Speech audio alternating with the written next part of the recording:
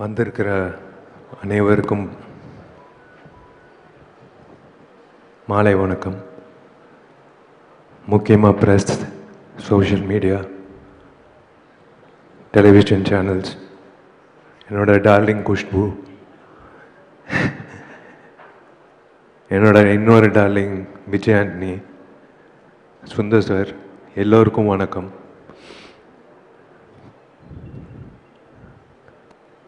முக்கியமாக I should thank sir சொன்ன மாதிரி ஜெமினி ஸ்டுடியோஸ் திரும்ப வரணும் இன் ஃபுல் ஃப்ளெஜ்.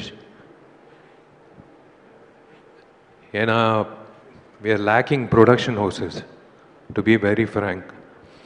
உங்களை மாதிரி ஃபுல் ஃப்ளெஜ்டாக ஒரு டைரக்டருக்கு அந்த க்ரியேட்டிவ் ப்ரெசன்ஸ் கொடுக்குறது is something great. Hi DD. Hi hi sir, நீங்கள் பேசுங்க. அந்த சோஃபாக்கு வேறு ரீசன் இருக்கு, நீங்கள் வாடகை பேசுங்க. சாரி டிஸ்டர்ப் பண்ணியிருந்தா. ஒரு இன்சிடென்ட்டு சொல்கிறேன்.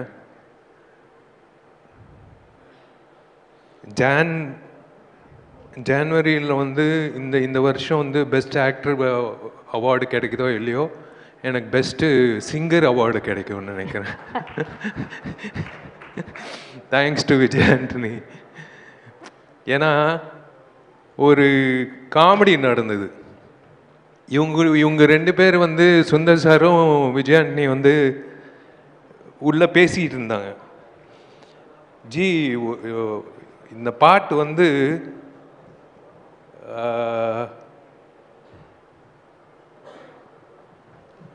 ஒரு சிங்கர் பாடணும், அந்த சிங்கர் வித்தியாசமாக இருக்கணும்,